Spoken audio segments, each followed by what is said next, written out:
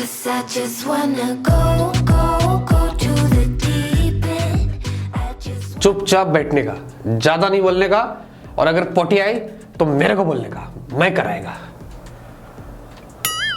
ये डेडपूल आजकल पागल हो जा रहा है, खतरनाक है भाई। पीछे से जब भी मैं शूट करता हूं मेरे को डर लगता है खचाक करके अटैक ना हो जाए।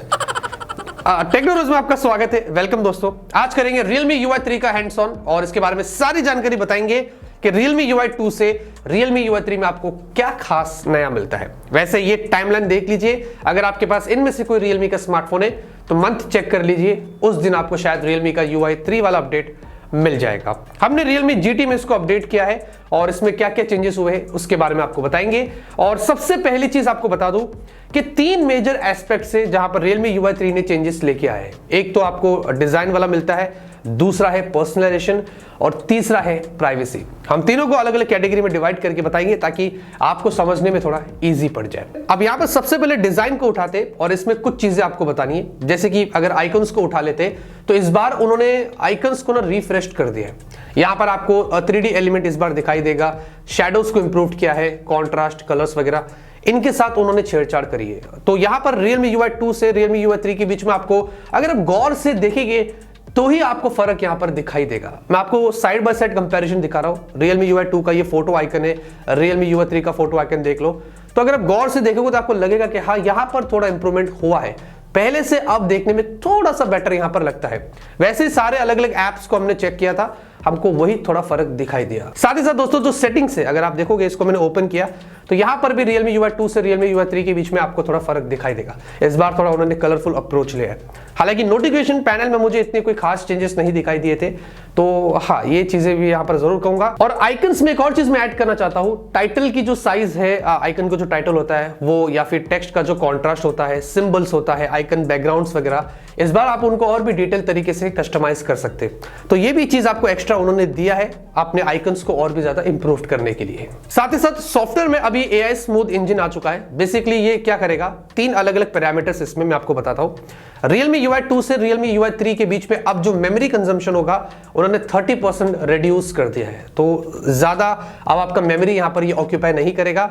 उसी के साथ साथ दोस्तों 13% यहां पर उन्होंने ऐप ओपन क्लोज की जो स्पीड होती है उसको इंप्रूव कर दिया है। हालांकि इसमें मुझे कोई चेंजेस नहीं दिखाई दिए। हमने realme GT Neo 2 को उठाया, स्नैपड्रैगन 870, realme GT स्नैपड्रैगन 888, और हमने जब ऐप ओपन क्लोज करके चेक किया था तो मुझे वैसे कुछ खास चेंजेस यहां पर नहीं दिखाई दिए। और फाइनली जो बैटरी कंजम्पशन भी होगा इस बार realme UI 3 का, वो 12% कम होगा अगर realme UI 2 से कंपेयर करते हैं। तो ये थोड़े बहुत चेंजेस उन्होंने यहां पर सॉफ्टवेयर में किया है। अगर हम एनिमेशंस की बात करते हैं, यूजर इंटरफेस की बात करते हैं वगैरह की, तो यहां पर थोड़े बहुत चेंजेस उन्होंने किया है। साथ में एक और चीज दोस्तों मैं ऐड करना चाहता हूं, अगर हम ऐप इंटरफेस की बात करते हैं realme UI 2 से realme UI 3 के बीच में, तो कैलकुलेटर मैंने चेक किया, हमने क्लॉक चेक किया, हमने फाइल मैनेजर चेक किया, इनफैक्ट कैमरा का भी जो इंटरफेस था वो उनमें ज्यादा कोई चेंजेस नहीं थे। बस यहां वहां थोड़ा बहुत उन्होंने चेंजेस किया है, बाकी कोई भी ऐसा मेजर चेंजेस मुझे एप्स के अंदर यहां पर दिखाई नहीं दिया था। पर्सनलाइजेशन की बात करें दोस्तों तो इसमें आपको कुछ चीजें मिलती है, जैसे कि अब पहले जैसा ही realme UI 2 जैसा ही आपको बहुत सारी चीजें करने मिलता है, लेकिन इस बार उन्होंने क्या कर दिया है कि Android 12 का जो मटेरियल यू है उसको उन्होंने यहां पर ऐड कर दिया है। यानी कि जो वॉलपेपर आप सेट करेंगे जिस भी कलर का वो होगा, वही सेम चीज अगर आप चाहो तो आपके नोटिफिकेशन पैनल, सेटिंग्स या कुछ जो एप्स होते हैं उनमें आपको वो कलर दिखाई देगा। तो थोड़ा सा अच्छा लगेगा कि एक जगह पर एक कलर है और वही सेम चीज आपको सब जगह दिखाई देगी। तो ये एक चीज उन्होंने पिक किया है। और अगर आप चाहो भी तो आप इनको अपने हिसाब से कस्टमाइज भी कर सकते हैं। तो कलर्स वाला आपको एक ऑप्शन मिलता है पर्सनलाइजेशन में, वहां पर जाके आप देखोगे तो आपको बहुत सारे मल्टीपल लेआउट्स मिलते हैं, अलग अलग कलर्स मिलते हैं। तो आपको जैसे ठीक लगता है आप अपने हिसाब से सेटिंग्स के, नोटिफिकेशन पैनल के, इसके उसके कलर्स भी अपने हिसाब से चेंज कर सकोगे।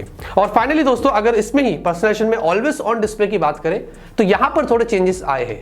इस बार उन्होंने स्केच पैड करके एक ऑप्शन ऐड कर दिया है, यानी कि आप अपने फोटोज को रखेंगे और वो ऑलवेज ऑन डिस्प्ले पर स्केच पैड की तरह यहां पर शो करेगा। तो अपने भी फोटोज आप रखकर उसको थोड़ा स्केच पैड स्टाइल में ऑलवेज ऑन डिस्प्ले पर दिखा सकते हैं। उसी के अलावा दोस्तों आपको इमोजी का सपोर्ट मिलता है।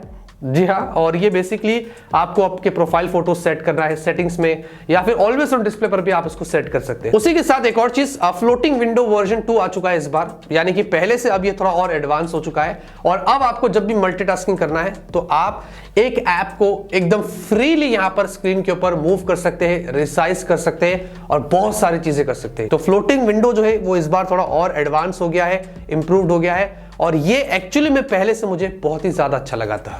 और फाइनली अगर प्राइवेसी की बात करें तो यहां पर भी काफी सारी चीजें उन्होंने ऐड कर दी है। सबसे पहले दोस्तों अगर परमिशंस की बात करें तो इस बार उन्होंने आपको एक पूरा डेडिकेटेड डैशबोर्ड दे दिया है, और ये वही एंड्रॉइड 12 वाला ही है, जहां पर इसमें आके अब आप और भी डिटेल में यहां पर मॉनिटर कर सकते हैं कि कौन से ऐप ने किस किस तरीके का परमिशन लिया है और उसको किस तरीके से डिनाई करना है, क्या करना है। तो एक पूरा के पूरा आपको डैशबोर्ड यहां पर मिल जाता है, जो बहुत अच्छी चीज है। और उसी के अलावा दोस्तों एक और चीज है, जहां पर अगर कोई भी ऐप आपका कैमरा, माइक, लोकेशन वगैरह यूज करता है तो आपके फोन में आपको ऊपर एक इंडिकेटर आ जाएगा और आपको पता चलेगा कि वो पर्टिकुलर ऐप आपका माइक, कैमरा या आपका लोकेशन इस्तेमाल कर रहा है। तो ये भी एक सिक्योरिटी जो है वो एंड्रॉइड 12 की उन्होंने इसमें ऐड कर दी है। वैसे दोस्तों आपको अप्रोक्सीमेट लोकेशन वाला भी फीचर मिल जाता है, यानी कि इसमें अगर आपको किसी से लोकेशन शेयर करनी है, चाहे वो ऐप हो या कोई भी चीज हो, आप अपने प्रिसाइज लोकेशन मत शेयर करिए, सिर्फ अप्रोक्सीमेट। तो उस इलाके के बारे में बता देगा कि आप यहां पर हैं, लेकिन आप जहां खड़े हैं उसके बारे में नहीं बताएगा। तो ये भी एक अच्छा सिक्योरिटी फीचर है जो उन्होंने एंड्रॉइड 12 से आपको इसमें ऐड करके दिया है।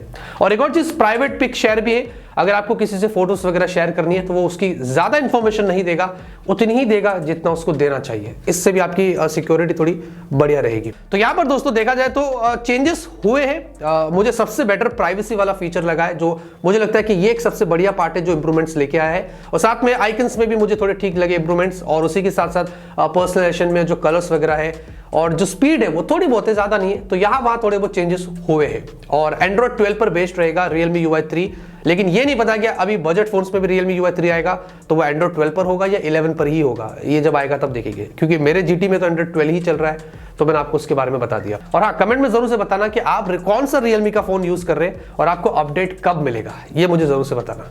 लाइक करिए दोस्तों, तब तक के लिए ऑलवेज कीप स्माइलिंग।